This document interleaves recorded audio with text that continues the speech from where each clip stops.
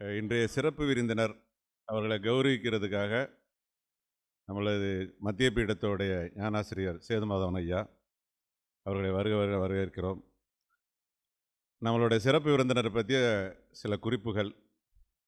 இவர் சுவாமிஜி பிரம்ம யோகானந்தா அவர்களால் ஆச்சாரியா ஆத்ம ஞான சாஸ்திரா வித்யாபீடத்தை ஏற்படுத்தி செயல்படுத்தி வரக்கூடிய இவங்க சொல்லும்போது ஒரு எளிமையான ஒரு சில விஷயங்கள் சொன்னாங்க. என்ன அப்படின்னா, இதை பற்றி தெரிஞ்சுக்கணும், ஆன்மீகத்தை பற்றி தெரிஞ்சுக்கணும் அப்படின்னு முற்பட்ட பொழுது சந்தர்ப்பமாக இவங்க ட்ரெயினில் பயணம் பண்ணாங்களாம். அப்படி பயணம் பண்ணாங்கன்னா மொத்தம் ஹிமாலயாஸில் போனால் தான் ஆன்மீகத்தை தெரிஞ்சு கொள்ள முடியும் அப்படிங்கிற மாதிரி. ஆனால் அதே சந்தர்ப்பத்தில் ஒரு பெரியவரும் அவங்களோட பயணிச்சிருக்கிறார். அந்த பெரியவரோட பேசிகிட்டே இருக்கும்போது இவர் சொல்லியிருக்காரு, இந்த மாதிரி நான் இதோட தேடலோட பயணிக்கிறேன் அப்படின்ட்டு. அப்புறம் அவர்கிட்ட இருந்து தான் இவர் கைவல்ய நவநீதம் அப்படிங்கிறத தெரிஞ்சிட்ருக்கார். அந்த கைவல்ய நவநீதம் கூட அவர் ராமநாதபுரத்தை சார்ந்தவர். அவர் இங்கே செய்யூரில் ஒரு குழுவுக்கே அதை நடத்தியிருக்கார். அப்போ கைவல்ய நவநீதங்கிறத பற்றி நமக்கு தெரியும். தேவர்களெல்லாம் கடைஞ்சி கையில் கொடுத்த ஒரு வெண்ணெய் போல் உள்ள ஒரு பெரிய நூல் அது. அதை இவர் கை கொண்டிருக்காரு. அதை தாண்டி நிறைய புத்தகங்கள்லாம் படிக்கணும் அப்படிங்கிறதுக்காக மனிஷா பஞ்சகம், வேக சூடாமணி இதை பற்றி தெரிஞ்சுக்கணும் அப்படின்னு சொல்கிறதுக்காக இவர் அதை பற்றியே தெரிஞ்சதால் இவருக்கு ஒரு ஆச்சாரியா அப்படிங்கிற ஒரு பட்டமும் கொடுக்கப்பட்டிருக்கு. அந்த ஆதிசங்கரர் பரம்பரையில் இந்த விஷயத்தை கொடுத்துருக்காங்க. அப்படிப்பட்ட ஒரு சிறப்பு எளிமையான நபர் அப்படிங்கிறது மட்டும் இல்லாமல் குருவோட தன்மை நமக்கு மிக எளிமை அப்படின்னு நம்ம சாமிஜி மூலமாக நம்ம தெரிஞ்சிருக்கோம். இந்த பீடத்தை ஏற்படுத்தினதே எப்படி எளிமையாக இப்படி போகிற போக்கில் நம்ம வீடு தாத்தா மாதிரி இருந்து நமக்கு செயல்படுத்தி காமிச்சிட்டு போனாங்க அப்படிங்கிறது அவங்கள கௌரவப்படுத்துறதுல நம்ம எல்லாம் சந்தோஷிக்கிறோம்.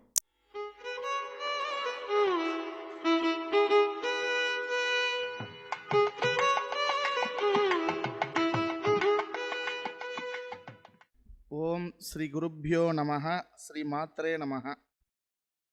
ஓம் சதாசிவசமாரம்பாம் சங்கராச்சாரிய மத்தியமாம் அஸ்மதாச்சாரிய பர்யந்தாம் வந்தே குரு பரம்பராம்.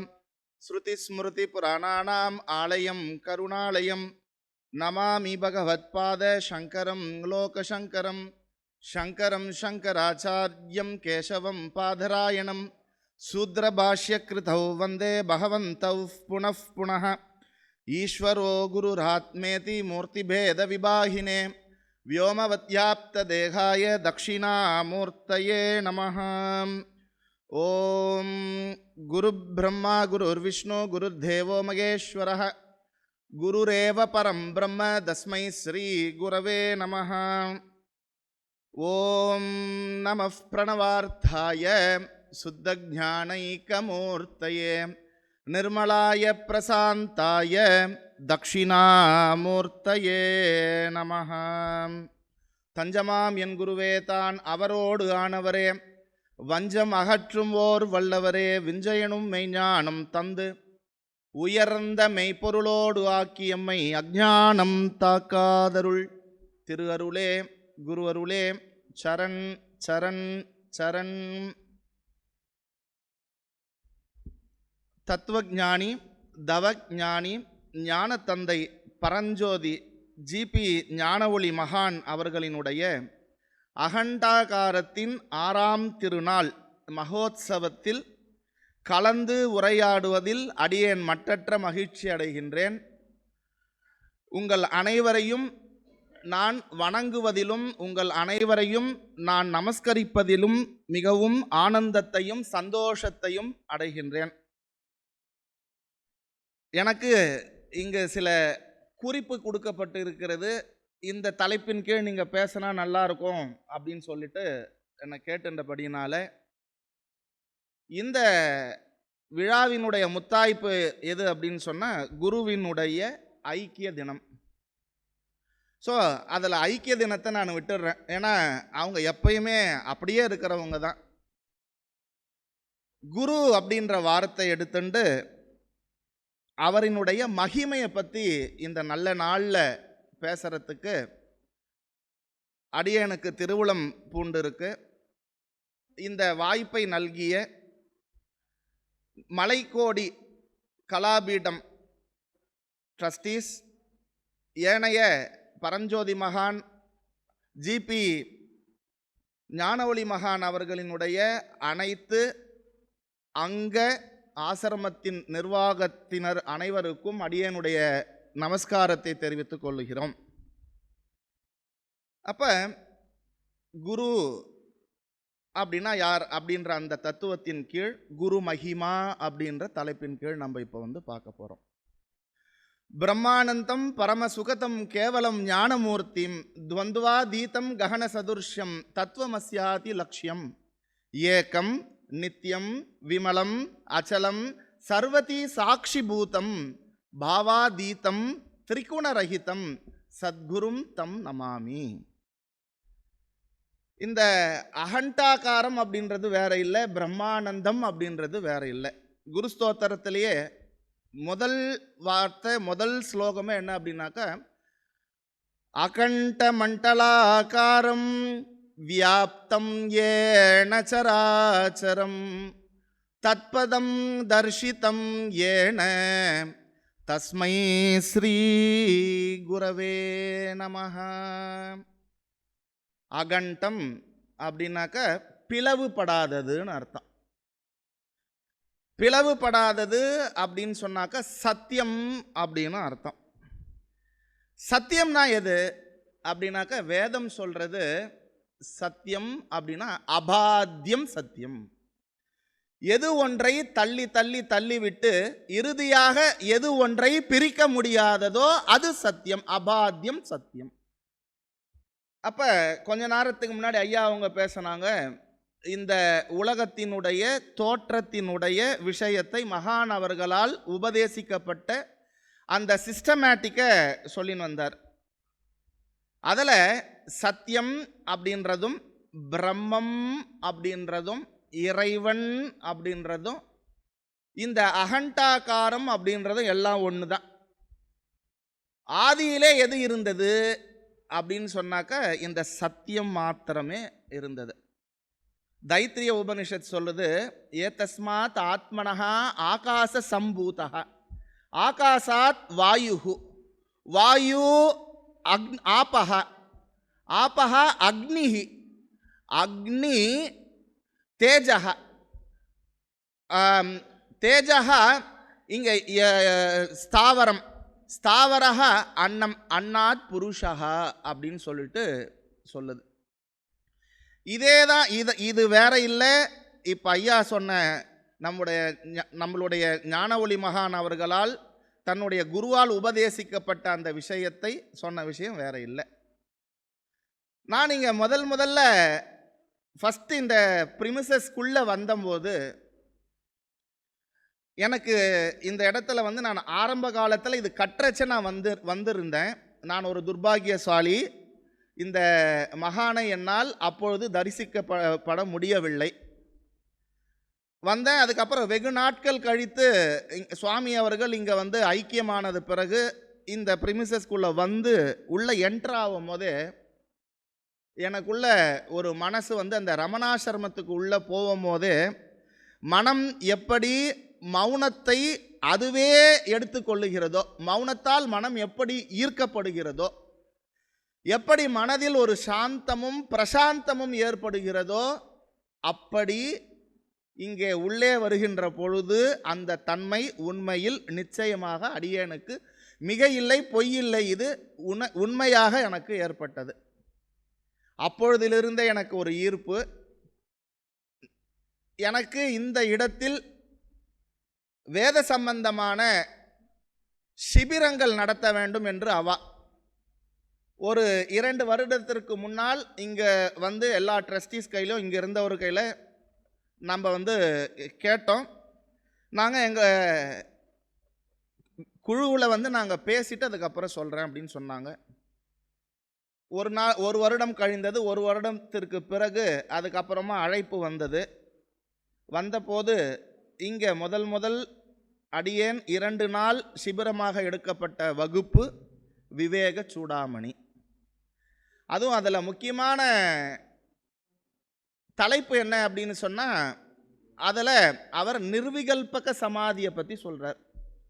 எனக்கு இங்கே வந்த உடனே இது முழுக்க தியானம் ரிலேட்டடான, அதாவது அனுபவ ரீதியான அகமுகமான பயிற்சிக்கு உண்டான இடம் அப்படின்னு சொல்லிட்டு நான் இங்கே தெரிந்து கொள்வதற்கு நேர்ந்தபடியினால் இந்த டெக்ஸ்ட் இங்கே நான் வந்து எடுக்கணும் அப்படின்னு சொல்லிட்டு பிரியப்பட்டு இந்த இடத்த அதுக்கோசம் செலெக்ஷன் பண்ணோம். உண்மையிலேயே சொல்லப்போனால் ஒருவருக்கு தான் இங்கு உபதேசம் கொடுப்பது என்று தீர்மானிக்கப்பட்டு இங்கே கிட்டத்தட்ட 25லேருந்து 50 பேருக்கு இங்கே உபதேசம் கொடுத்தோம். ஏன்னா இந்த இடம் அதுக்கு அவ்வளோ ஆப்டாக இருந்து அன்னையில் இருந்து தொடர்ச்சியாக ஒவ்வொருத்தரும் 48 நாள் இடைவிடாமல் எந்த விதமான தடங்களும் இல்லாமல் மகான் அவர்களினுடைய பேரருள் கருணையினால் 48 நாள் தொடர்ச்சியாக அதை காலையும் மாலையும் செய்து முடித்தார்கள். இதெல்லாம் எதுக்கு சொல்கிறோம் அப்படின்னு சொன்னாக்க, தவம் அப்படின்னா என்ன அப்படின்னா ஒரு விஷயத்தை தொடர்ந்து செய்யறது தவம். நம்ம தவம்னா எதேதோ நினச்சின்னு இருக்கிறோம்ல, இல்லை. தவம் அப்படின்னா ஒரு விஷயத்தை தொடர்ந்து அதை வந்து இடைவிடாமல் செய்யறது. அப்போ தொடர்ச்சியாக செஞ்சால் என்ன நடக்கும்? ஒரே ஆள், ஒரே இடம், ஒரே காலம், இது தொடர்ச்சியாக எல்லாம் ஒன்றா செய்கிற போது நாள் என்ன செய்யும், கோள் என்ன செய்யும், இதெல்லாம் கொலாப்ஸ் ஆகிடும். நீ உனக்கு உள்ளுக்குள்ளே இருக்கும் போது மனம் கோள்களினுடைய விகாரத்திற்கு ஏற்றாறு போலத்தான் செயல்களை செய்து கொண்டு இருக்கிறது. அப்போ இதெல்லாம் நீ ஒரே நேரத்தில் எந்த எண்ணமும் இல்லாமல் மனம் தன்னுடைய ஸ்வஸ்தானமாகிய பூர்வ மத்தியத்தில் போய் ஒடுங்குகின்ற பொழுது அங்கு நாளும் இல்லை, கோளும் இல்லை. அந்த இடம் தூங்காமல் தூங்கும் இடம், அந்த இடம் சூரியர் சந்திரர்கள் அற்ற இடம், அங்கு இரவு பகலும் அற்ற இடம். ஆனால் அங்கே கிரகத்துக்கு வேலை இல்லை. நீ ஃப்ராக்ஷன் ஆஃப் செகண்டில் நீ அங்கே போய் உக்காந்துட்ட அப்படின்னு சொன்னாக்கா உனக்கு கிரகமே வேலை செய்யாது. இதையெல்லாம் கருத்தில் கொண்டு தான் மகான் அவர்கள் உனக்கு உருவ வழிபாடே தேவையில்லை, நீயே அந்த கடவுள் நிலையில் இருக்கிறாய் என்பதை உணர்த்தி இருக்கின்றார். சரி, இப்போ நம்ம நான் வந்து அவுட் ஆஃப் அதை தாண்டி எக்ஸ்டென்ட் இப்போ நான் பேசின்னு இருக்கேன். குரு மகிமை கிட்ட இன்னும் வரவே இல்லை. ஞானி என்றாலே ஆனந்த புருஷன். அவங்கள எப்போ பார்த்தாலும் அவங்க கிட்ட துக்கமே பார்க்க முடியாது. ஏன்னா துக்கம் அப்படின்றது ஒன்றுமே இல்லை. சந்தோஷம் அது எப்பயுமே இருக்கு, அது ஒண்டி தான் இருக்கு. அப்போ துக்கம், சம்சாரம் அதெல்லாம் ஏதாவது உண்மையிலே இருக்கான்னா கண்டிப்பாக இல்லை. விவேக சூடாமலே முக்கியமாக சொல்கிறார் சங்கரர், நீ உனக்கு எதுக்கு உனக்கு வந்து மோட்சம்? ஆல்ரெடி நீ மோட்சத்தில் தான் இருக்க. இல்லாத சம்சாரத்தை நீ கற்பனை செய்து கொண்டு இருக்கின்றாய், கற்பனையாக பாவித்து இருக்கின்றாய், மோகித்து கொண்டு இருக்கின்றாய். இல்லாத ஒரு விஷயத்திற்காக வேண்டி நீ மோட்சம் என்கின்ற இல்லாத இன்னொரு விஷயத்தை ஏன் நீ குழப்பிக் கொண்டு இருக்கின்றாய்? ஆல்ரெடி நீ மோட்ச புருஷன்தான். அப்பேற்பட்ட அந்த நிலையை உணர்ந்தவன் ஞானி. அதனால அவர் ஆனந்த புருஷன். அந்த ஆனந்த புருஷனே குருவருளால், குரு பரஞ்சோதி மகானால் குருவாக ஆசீர்வதிக்கப்பட்டு அங்கீகரிக்கப்பட்டவர். அந்த குருவின் இந்த ஐக்கிய நாளிலே குரு மகிமை என்னும் இந்த குரு மகிமா என்கின்ற தலைப்பின் கீழ் சிறிது நேரம் நாம் சிந்திப்போமாக. குரு என்பவர் யார்? யார் ஜி குரு? யார் இந்த குரு? எல்லா குருவும் குருவா? இது வரைக்கும் நான் எல்கேஜியிலிருந்து நம்ம எல்லாருமே அப் டு எல்கேஜியிலிருந்து அப் டு காலேஜ் பிஹெச்டி வரைக்கும் முடிச்சிருக்கோம். ஒவ்வொரு காலகட்டத்தில் நம்முடைய தேவைக்கு ஏற்ப ஒவ்வொரு குரு வந்திருக்காங்க. அப்போ இவங்கெல்லாம் குருவா? இவங்கெல்லாம் ஒன்லி மெட்டீரியலிஸ்டிக் குரு. எது நீ இல்லையோ நீ இல்லாததை உனக்கு உணர்த்துகின்ற குரு, உனக்கு வேறாக இருப்பதை சொல்லி கொடுக்கின்ற குரு. அப்போ இவங்களை குருன்னு நம்ம எடுத்துக்கலாமா அப்படின்னா ஒரு விதத்தில் எடுத்துக்கலாம். ஆனால் இவர்கள் உனக்கு மேன்மையை, உன்னுடைய மரணமிலா பெருவாழ்விற்கு வழிவகுப்பதற்கு உண்டான வழியை தருகின்ற குரு அல்ல. அந்த விதத்தில் பார்க்கின்ற பொழுது குரு என்பவர் மெய்ஞான மோட்ச வீட்டை காட்டி இந்த மோட்சமான மரணமிலா பெருவாழ்வை தருபவர் குரு. அவர்தான் குரு. முதலில் இந்த கேள்வி எல்லோருக்கும் எழுமா அப்படின்னு நம்ம பார்த்தோம்னாக்கா வெகு சிலரே, ரொம்ப சிலர். விவேக சூடாமலியில் முதல் வார்த்தையில் முதல் ஸ்லோகத்திலேயே அவர் டினோட் பண்ணுறது என்ன அப்படின்னாக்க, துர்லபம் திரயமே வைத்தது தேவா அனுக்கிரக ஹேத்துகம் மனுஷ்யத்துவம் முமுக்ஷுத்வம் மகா புருஷ சம்ஸ்ரயா அப்படின்னு ஆதிசங்கரர் சொல்றார். அது ஒன்றும் பெரிய விஷயம் இல்லை, இது கேட்கறதுக்கு அப்படின்னா இவ்வளோ மந்திரமாக சொல்றீங்க. ரொம்ப சிம்பிள். ஔவையார் சொன்னதை தான் அவரும் சொல்லியிருக்கார். அரிது அரிது மானிடராய் பிறத்தல் அரிது, துர்லபம் திரயமே வைத்தது தேவா அனுக்கிரக ஏத்துக்கம். 3 துர்லபம், 3 ரொம்ப ரொம்ப கஷ்டம். அரிது என்ன அப்படின்னா ஃபர்ஸ்ட் மனுஷனா பிறக்கிறது. இதுக்கு முதல் வார்த்தை போட்டிருக்கார் தேவ அனுக்கிரக ஏத்துக்கம். இறைவன் அதாவது ஈஸ்வரன் சாக்ஷாத் அந்த பரபிரம்ம ஸ்வரூபத்தினுடைய அருள் இல்லாமல் இது கிடைக்கவே கிடைக்காது. 3மே என்னென்ன? 1 மனுஷ பிறவி, அதுக்கப்புறமா முமுக்ஷுத்துவம் அதாவது மோட்சம் வேண்டும் என்கின்ற அந்த அவா. அது மாத்திரம் நிறைய பேருக்கு இருக்கு, இன்னைக்கு இருக்கிற உலகத்தில் இருக்கிற எல்லாருக்குமே இருக்கு. ஏதோ ஒன்று அடைஞ்சா எனக்கு திருப்தி ஆயிடும், இதை வச்சு தான் இன்னைக்கு உலகமே இயங்கி கொண்டு இருக்கிறது. ஏதோ ஒரு திருப்தியை அடிப்படையாக கொண்டு தான். இப்போ உங்களுக்கு ஒரு சின்னதாக ஒரு கதை சொல்லிட்டு அதுக்கப்புறம் நம்ம உள்ளே போகலாம். ஒரு நாய், அதுக்கு பயங்கர பசி. ஞாயிற்றுக்கிழமை ஒரு கறிக்கடையில் கசாப் கடையில் போய் அது போய் நின்றுன்னு இருக்கு. இந்த நாய் ரொம்ப நேரமாக நின்றுன்னு இருக்கு, இதுக்கு ஒரு எலும்பு துண்டை போடுவோம் அப்படின்னு சொல்லிட்டு வெறும் எலும்பு அதை அந்த நாய்க்கு போட்டாச்சு. அந்த நாய் என்ன பண்ணுது, கிடைச்ச வேகத்தில் பசியில் அந்த நாய் அந்த எலும்பை போட்டு நல்லா மெல்லுது. அது வெறும் பல்லில் மட்டும் மென்னா பரவாயில்ல, அது மெல்ற இடம் தவிர்த்து பல்லு தவிர்த்து மற்ற அதனுடைய ஈரல் எல்லாத்துலேயும் போய் பட்டுடுது, ஈரல் எல்லாத்துலேயுமே. அந்த எலும்பு துண்டு உடைந்து அதனுடைய ஷார்ப்னஸ் அதோடைய வாயை குத்தி கிழித்து அதிலிருந்து ரத்தம் வர ஆரம்பிச்சுடுது. அந்த நாய் என்ன பண்ணுது அப்படின்னு சொன்னாக்கா, அதிலிருந்து வந்த ரத்தத்தை அந்த எலும்பில் இருக்கின்ற சுவை என்று நினைத்து கொண்டு அந்த நாய் அந்த எலும்பை திருப்பியும் கடிச்சு அந்த ரத்தத்தை குடிச்சு அது தன் ரத்தத்தை தான் குடிக்கிறோமா அப்படின்றது தெரியாமலேயே அந்த நாய் அதனுடைய வலியையும் தெரியாமலேயே கடிச்சு அந்த ரத்தத்தை குடிச்சு நோய்வாய்ப்பட்டு இறந்து போடுச்சு. நம்மளும் அப்படிதான், நமக்கு கிடைத்திருக்கின்ற அரிதற்கு அரிய இந்த மானிட பிறவியை வந்த நோக்கத்தை மறந்துவிட்டு இங்கு மோகத்தால் வயப்பட்டு யார் யாருக்காகவோ எதற்காகவோ, நாளைக்கு 4 பேர் என்ன செய்ய சொல்லுவான், 4 பேர் என்னை பார்த்தா என்ன சொல்லுவான், மற்றவர்களுக்காகவே வாழ்ந்து கொண்டு நம்முடைய வாழ்நாளை கழித்து கொண்டு இருக்கின்றோம். இதில் யாரோ ஒருவனுக்குத்தான் இதில் இருந்து விடுபடுவதற்கு, இந்த பிறவி சுற்று என்கின்ற இந்த சுழற்சியில் இருந்து விடுபடுவதற்கு உண்டான அந்த ஆசை எழுகிறது. அது பேர் முமுட்சுத்துவம்னு பேர். 2வது.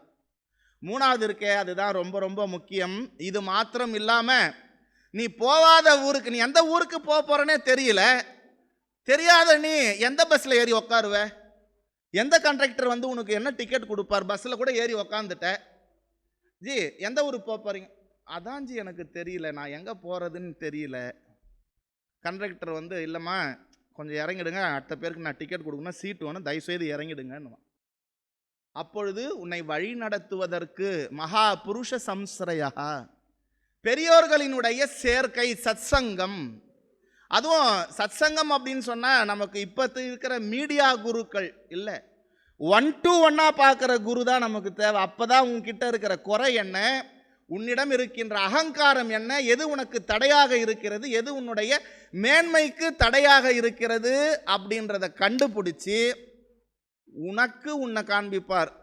குருவடிவாகி கோலயம் தன்னில் திருவடி வைத்து ஸ்திரம் இது பொருள் என வாடா வகைத்தான் மகிழ்ந்து எனக்கு அருளி கோடாயுதத்தால் கொடுவினை கலைந்தே.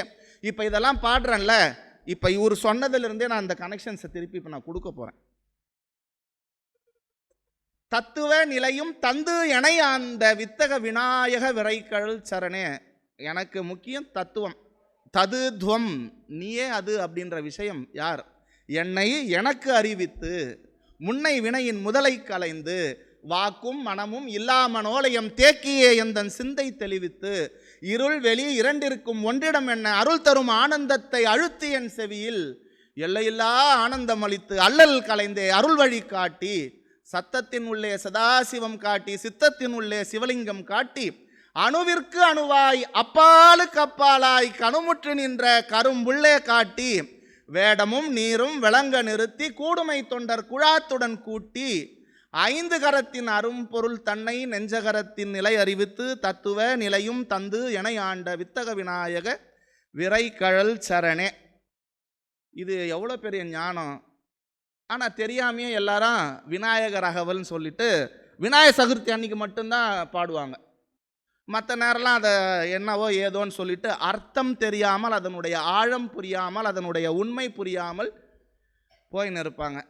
இது உனக்கு தெரியணும்னா எனக்கு போகிற வழி எதுன்னு எனக்கு தெரியணும், என்னை வழிகாட்டுவதற்கு ஒரு ஆள் வேண்டும் என்று சொன்னால் அதற்கு உன்னை உனக்கு காண்பித்து கொடுக்கின்ற உன்னுடைய பிறவி என்கின்ற இந்த சுழற்சியிலிருந்து உன்னை நீக்கி அந்த அகண்டாகாரமாக உன்னை ஆக்க வேண்டியதற்கு ஒரு நல்ல குரு தேவை. யாருக்கு இந்த நல்ல குரு கிடைப்பார்? ஞானவாசிட்டத்தில் சொல்லுது, யாருக்கு இந்த நல்ல குரு வாய்க்கும் என்றால், முன் ஜென்மத்தில் பூர்வ புண்ணியத்தின் பயனாக க்ஷேத்திரம், ஸ்தலம், தீர்த்தம், மூர்த்தம் இது மூணுத்தையும் முழுமையாக முடித்தவன் யாரோ அவனுக்குத்தான் நல்ல குரு வாய்க்கும். அப்படி பார்க்கின்ற பொழுது நீங்கள் அனைவரும் பாக்கியவான்கள். உங்களுக்கெல்லாம் நல்ல குருநாதர் அமைந்திருக்கின்றார். சரி, உண்மையில் ஆராய்ச்சி செய்து பார்க்கும்போது தான் தெரியும், குரு என்பவர் என்னை எனக்கு காட்டி கொடுப்பவர். மற்ற எல்லா குருவும் நான் என்கின்ற தன்மையை நீக்கி நான் அல்லாததை எனக்கு காட்டி கொடுப்பவர். ஆகவே உண்மை குரு எனக்கு மோட்ச வீட்டை காண்பித்து கொடுப்பவரே உண்மையான குரு. சரி, அப்போ குருனா என்ன? அந்த குரு அப்படின்ற வார்த்தையை நம்ம பிரித்து பதம் பிரித்து பார்க்கணும் அப்படின்னு சொன்னாக்கா, வேதம் சொல்றது குகார ஸ்வந்த காரோவை ருகார சன்னிவர்த்ததா அந்த காரோ நிரோதித்வா குரு ரித்யபிதீயத்தே. குரு அப்படின்னு சொன்னாக்கா கு என்றால் இருள், இருள் அப்படின்னு சொன்னாக்கா அஞ்ஞான இருள், மறைத்திட மூடிய மாய இருளை அறம்பாவம் எனும் அரும் கயிற்றால் கட்டி. தர்ஃபோர் இந்த அஞ்ஞான இருளை யார் நீக்குபவர்? ரு அப்படின்னு சொன்னாக்கா வெளிச்சம் அப்படின்னு அர்த்தம். என்ன வெளிச்சம்?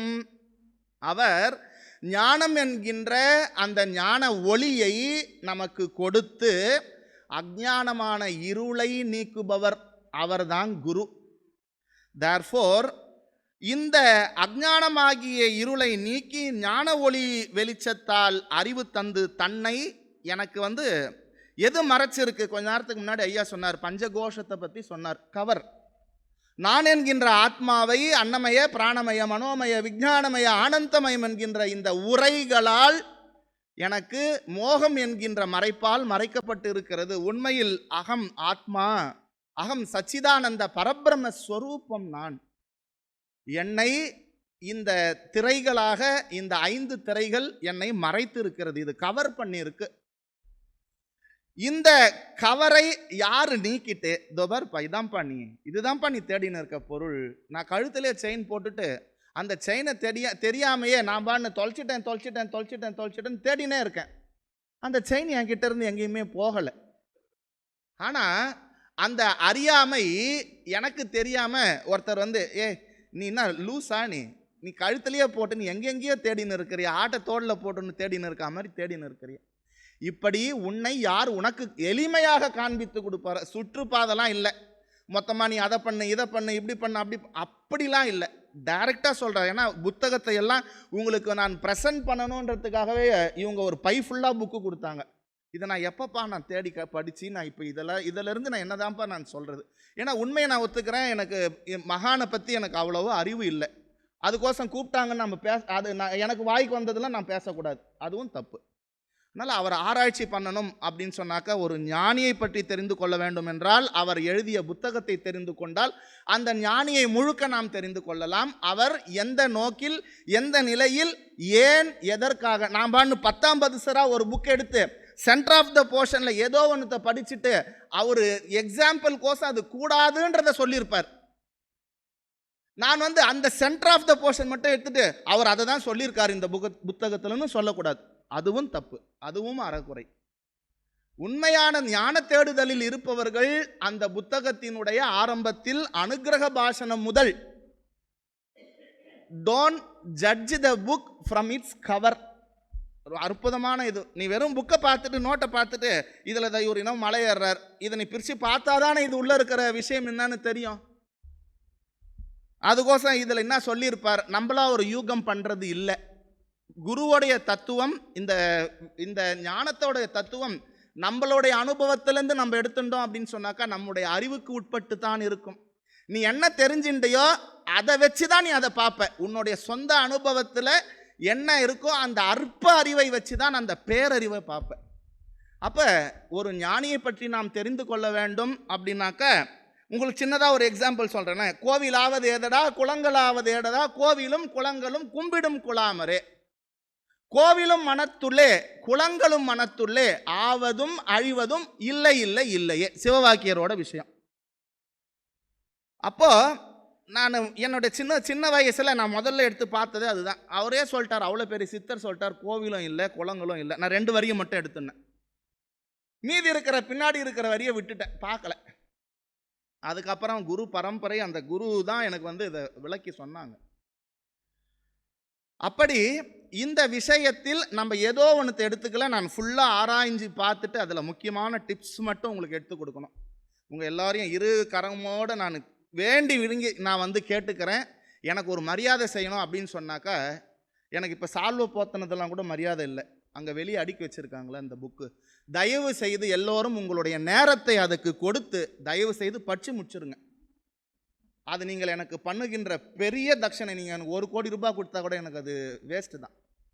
அங்கே இருக்கிற எல்லா புத்தகத்தையும் வாங்கி படித்து விடுங்கள். உங்களுடைய வாழ்க்கை, உங்களுடைய பிறப்பு இறப்பு என்கின்ற புனரபி ஜனனம் புனரபி மரணம் புனரபி ஜடரே சயனே அப்படின்னு சொல்லிட்டு இந்த பஜகோவிந்தத்தில் வர மாதிரி மீண்டும் மீண்டும் நீங்கள் பிறப்பு இறப்பில் போய் மாட்டிக்காமல் இருக்கிறதுக்கு உண்டான நல்ல மருந்து, நல்ல ட்ரீட்மெண்ட்டு அங்கே வெளியே வச்சிருக்கிற புக்கு எல்லாத்தையும் தயவு செய்து எல்லாரும் நீங்கள் படிக்கணும். அதுதான் நீங்கள் உங்களுடைய குருவுக்கு செய்கின்ற மிகப்பெரிய கைங்கரியம், குருவுக்கு செய்கின்ற மிகப்பெரிய தட்சணை. நீங்கள் அதை தவிர்த்து வேறு உடலாலோ உழைப்பாலோ எது செஞ்சாலும் அவருக்கு அதெல்லாம் துச்சம். தயவு செய்து அந்த புத்தகத்தை படியுங்கள். அனைத்தும் அது ஞான பொக்கிஷம், முழுக்க ஞான பொக்கிஷம். அதில் ஒரு வார்த்தையும் திருவார்த்தை, ஒரு வார்த்தையும். அதனால் நீங்கள் நூக்கன் காணரா நீங்கள் படிக்கிறதுக்கு முன்னாடி அவரை நல்லா பிரார்த்தனை பண்ணிவிட்டு, நீங்கள் எனக்கு புரியாததையெல்லாம் நீங்கள் என்னுள் இருந்து நீங்கள் விளக்குங்கள் அப்படின்னு சொல்லிட்டு உக்காந்துட்டிங்கனாலே அவர் ஈஸியாக எல்லாத்தையும் விளக்கி கொடுத்துடுவார். அதுவும் இல்லாமல் அவரால் நியமிக்கப்பட்ட நிறைய ஞான ஆசிரியர்கள் எல்லாம் இருக்கிறார்கள். உங்களுக்கு சொல்கிறதுக்கு வழிகாட்டுதவர்க்கும் வழிகாட்டி. நான் 3வதாக சொன்னல, மகா புருஷ சம்ஸ்ரயா, இது எல்லாமே உங்களுக்கு குருநாதர் அழகாக வழிவகுத்து கொடுத்துட்டு போயிருக்கார். அதனால் அதை நீங்கள் கண்டிப்பாக நீங்கள் இதை நீங்கள் செய்யணும் அப்படின்னு சொல்லிட்டு நான் வேண்டிக்கிறேன். அப்படி குரு ஞான வள்ளல்களில் வாழையடி வாழையாக வந்தவர்கள். இந்த குரு எப்பேற்பட்டவர் என்று சொன்னால், இந்த குரு சிஷ்யர்களை உருவாக்க வரவில்லை, அனைவரையும் குருவாக உருவாக்க வந்திருக்கின்றார். அநேக ஜென்ம சம்பிராப்த கர்ம பந்த விதாகினே ஆத்மஜான பிரதானேன தஸ்மை ஸ்ரீ குரவே நமஹ.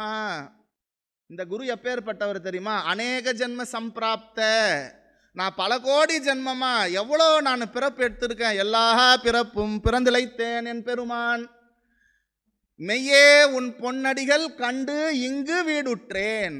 இப்படி நீ ஒரு பிறவியும் நீ எடுக்கிற போது அந்த குரு தத்துவம், இதே உடம்பு இல்லை, நீ இதே உடம்புல பிறக்கல, இதே மனசோட பிறக்கல, இதே சூக்ஷ்ம சரீரத்தில் பிறக்கல. சூக்ஷ்ம சரீரம்தான் உனக்கு பிறப்பு எடுப்பதற்கு காரணமாக இருக்கிறது. அது அதனுடைய தொடர்ச்சியில் கர்ம பந்தம், கர்ம வினை, அதனால் உனக்கு திருப்பி இன்னொரு பிறப்பு கிடைக்கிறது. அந்தந்த உடம்பிற்கு ஏற்றார் போல, அந்தந்த மனதிற்கு ஏற்றார் போல அதிலிருந்து உன்னை தெளிவிப்பதற்கு ஒவ்வொரு வடிவத்தில் குருநாதர் உனக்கு அந்த அவதாரத்தை எடுத்து உனக்கு புரிய வச்சுன்னு இருக்கார். அநேகமாக நான் நினைக்கிறேன், குருவருளாலும் திருவருளாலும் உங்களுடைய மரணம் ஜனனம் என்கின்ற அந்த தொடர்பில் இதுவே நீங்கள் இவர்கள் சொன்ன வாக்கியத்தையும் அந்த தியானத்தையும் செய்தீர்கள் என்று சொன்னால் இதுவே உங்களுக்கு கடைசி பிறப்பாக இருக்கும். இது சத்தியம். ஆனால் ஒரே ஒரு கஷ்டம், அதை நம்ம செய்யறதுல தான் கொஞ்சம் கஷ்டமாக இருக்குது. தியானம் கண்டிப்பாக நான் இன்னைக்கு உட்காந்து அதுவும் ரொம்ப சிம்பிள், அரை மணி நேரம் ஈஸியாக கொடுத்துருக்காங்க. நான் அரை மணி நேரம் இன்னைக்கு கண்டிப்பாக பண்ணிவிடுவேன் நீங்கள் வேணால் பாருங்களேன். அந்த அரை மணி நேரம் ஸ்டார்ட் பண்ணுறதுக்கு முன்னாடி மனசு சொல்லும், இன்னைக்கு அவர் வரேன்னு சொன்னார், நம்ம தியானம் பண்ணும் போது அவர் வந்துட்டார்னா நம்ம தியானம் டிஸ்டர்ப் ஆகிடும். அவர் வந்து போயிட்டோமே, அப்புறம் நம்ம பண்ணலாமே, அவ்வளோதான். அவர் வந்து போனார்னா அவர் பேசினார், வந்த உடனே நீ எப்படி இருக்கிறன்னு இருப்பார். அதுக்கப்புறம் உன்னை டென்ஷன் வேற ஆக்கிட்டு போயிருப்பார். அதுக்கப்புறம் அந்த டென்ஷனோடவே உன்னுடைய மனசு சொல்லும், நீ இவ்வளோ டென்ஷனில் இருக்க, நீ உட்காந்தா உனக்கு நிலைக்குமா, அதனால் இன்னைக்கு விட்டுறேன், நாளைக்கு பார்ப்போம். த போஸ்ட்பாண்டிங் இஸ் த போஸ்ட்பாண்ட். அதாவது நம்மளை அறக்கிறாங்கல்ல, போஸ்ட்பாண்ட் பண்ணுறாங்கல்ல, அதுக்கு சமம். அதனால் இன்னைக்கே இப்பொழுதே உங்களுடைய மனதில் வைராக்கியம் தேவை. வைராக்கியத்தை கொடுக்கிறவர் குரு. நீ அதை உள்ள வாங்கிக்கணும்ல. சொல்லியிருக்காருல, செஞ்சும் காமிச்சிட்டு போயிருக்காரு. யார் உண்மையான குரு? சொல்வதை செய்பவர், செய்வதை சொல்பவர், அவர் தான் குரு. அதனால் பல ஜென்மங்களாக அநேக ஜென்ம சம்பிராப்த கர்ம பந்த விதாகினே, நான் பல கோடி ஜென்மத்தில் செய்த பாவங்களை இந்த நேரத்தில் எனக்கு ஞானத்தை, இந்த க்ஷண நேரத்தில் எனக்கு ஞானத்தை கொடுத்து அநேக ஜென்ம கர்ம பந்தத்தை நீக்கியவர். ஏன்னா கர்மா தான் நம்மளுக்கு பிறப்பு இறப்பு கொடுக்கறது. அந்த கர்மத்தையே நீக்கிறார். அதெல்லாம் பின்னாடி சொல்கிறார். அவருடைய குரு அருள் அப்படின்னு ஒரு தலைப்பில் எக்ஸ்பிளைன் ஒரு இது சொல்கிறார். அதுக்கப்புறமா குரு கிட்ட சரணடைந்ததுனால என்ன கிடைச்சதுன்னு சொல்கிறார். இப்போ அதெல்லாம் நான் படிக்க போகிறேன். ஆனால் நேரம் எனக்கு 30லேருந்து 40 நிமிஷத்துக்குள்ளே பேசிடுங்க ஜி, அதுக்கு மேலே முடியாது, எல்லாம் தியானத்துக்கு போகணுன்னு சொல்லிட்டாங்க. நம்மளே என்றைக்கோ ஒரு நாள் தியானம் பண்ணுறோம். அதனால் என்னால் தியானம் கிடக்கூடாது. அதனால் சீக்கிரமாக நான் முடிச்சிடறேன். தேர்ஃபோர் அவர் ஞான ஆன்மீக தேடுதலில் தவத்திரு ஸ்ரீலஸ்ரீ ஜிபி ஞான ஒளி மகான் பெருமானார் அவருடைய ஞான ஆன்மீக தேடுதலில் அவருக்கு அந்த தேடுதலானது மிகவும் உண்மையாக இருந்தது. அவர்களின் குரு தேடல் மிக மிக வைராக்கியம் நிறைந்ததாக, உன்னதம் நிறைந்ததாக இருந்தது.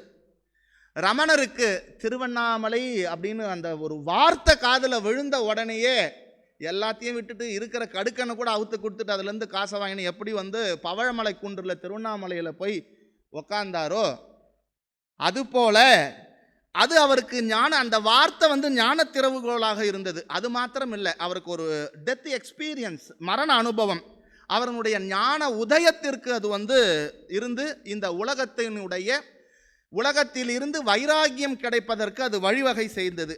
அதுபோல நம்முடைய ஞானவள்ளல் ஜிபி ஞான ஒளி மகான் அவர்களுக்கு திருவண்ணாமலை ரமணாசிரமத்தில் சென்று அங்கு நான் யார் என்கின்ற புத்தகத்தை அவர் ஞான விசாரம் செய்வதற்கு உண்டான வழி அவருக்கு கிடைச்சது. அவருடைய மனதில் ஞானத்தினுடைய வித்தாகவும் ஞான தாகமாகவும் ஞான விளக்காகவும் அந்த தேடுதல் அவரிடம் அந்த ஆர்வம் அதிகமாக இருந்தது. அவருக்கு அந்த தவிப்பு தாபம், நான் எப்படியாவது இதில் என்ன சொல்கிறார் அதை நான் தெரிஞ்சுக்கணுமே. அதனால் அதில் முக்கியமான வார்த்தை ஒன்று வரும், நான் யாரில் ஜகம் தோன்றும் பொழுது சொரூபம் தோன்றாது, சொரூபம் தோன்றும் பொழுது ஜகம் தோன்றாது. இதெல்லாம் அவர் படிக்க படிக்க அவருக்குள்ளே இருக்கிற அந்த தாகம் அதிகமாக ஆகிப்போச்சு. அந்த தேடுதல் அவருக்கு கிடைக்கும். அதனால் இந்த தேடுதலில் நமக்கு தொடர்ந்து அந்த தாபம் இருக்க வேண்டும், தொடர்ச்சியாக இருக்கணும். அப்போ தான் உனக்கு அந்த விஷயம் உனக்கு கிடைக்கும். அப்படி அவருடைய அந்த தவ வாழ்க்கையில் எத் பாவம் தத் பாவயதி, நீ எதுவாக ஆக நினைக்கிறாயோ அதுவாக ஆகிவிடுவாய். நான் சொல்லலை, இந்த சாஸ்திரம், இந்த வேதம் அறுதியிட்டு கூறுகிறது, எத் பாவம் தத் பாவயதி.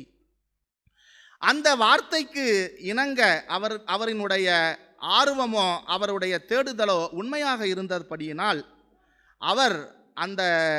அவரினுடைய அந்த சத்தியத்திற்கு இணங்க அவரினுடைய ஞான தேடுதலில் தன்னுடைய கனவில் கண்ட கருணை பொழியும் அந்த கண்ணை தனக்கு காட்டும் அந்த ஞான கண்களை தரிசித்த நாள் 23/8/1963. இதுக்கு சோர்ஸ் எங்கேருந்து நீங்கள் சொல்கிறீங்கன்னு எனக்கு கேட்கக்கூடாது, அடுத்து நான் சொல்லுவேன். அன்று தனது ஞானத்தை அறிந்து கொள்ள ஆரம்ப பள்ளியிட்ட நாள் அது. தன் குருவான ஜெகத் மகாகுரு ஸ்ரீலஸ்ரீ பரஞ்சோதி மகானை தரிசித்த நாள். கைவல்ய நவநீதத்தில் ஒரு பாடல் உண்டு. ஏன்னா முன்னாடி சொல்லிட்டார், அதனால் அதையும் நான் சொல்லணும். என்னை இன்ட்ரடியூஸ் பண்ணும்போது கைவல்ய நவனம் படிச்சிருக்காருன்னு சொன்னார், அதனால் சொல்லணும். அதிலிருந்த மாணவன் எப்படி போய் தன்னுடைய குருவை தேடுகிறான் என்று சொன்னால், அவனுக்கு எப்படி அந்த வைராகியம் வந்திருக்கிறது என்று சொன்னால், ஆன பின் மனைவி மக்கள் அர்த்த ஏடனை 3 காணவர் வலையில் பட்டு கைத்தப்பி ஓடும் மான் போல் போனவன் வெறும் கையோடே போகாத வண்ணம் சென்று ஞான சர்க்குருவை நன்றாக வணங்கினானே. அப்படி போனானா? எப்படி இந்த உலக வாழ்க்கையில் எப்படி மான் வலையில் மாட்டிக்கொண்ட மான் எப்படி தப்பித்து விட்டால் எப்படி துள்ளி குதித்து ஓடுமோ, அதுபோல ஞான சத்குருவை அவர் கண்டவுடனே அவருடைய மனமானது ஆனந்த வயப்பட்டு அர்த்த ஏடனை 3 மண்ணாசை, பெண்ணாசை, புத்திர ஆசை, இது 3 ஏடனைன்னு சொல்லுவாங்க. செல்வம்னு கூட ஆட் பண்ணிக்கலாம். அப்படி அந்த ஆசைகளை எல்லாம் துறந்து விட்டு ஞான தேடுதலுக்காக தன்னை அறியும் வண்ணம் குருவை போய் நாடினார். குரு சொல்றார், அந்த புத்தகத்தில் இடம்பெற்றிருக்கு, குரு சொல்றார், நீ தான்ப்பா ரொம்ப தாமதமாக வந்திருக்க, நான் உனக்கோசம் ரொம்ப நாளாக காத்துன்னு இருக்கேன்னு குரு சொல்றார். எப்பேற்பட்ட குரு!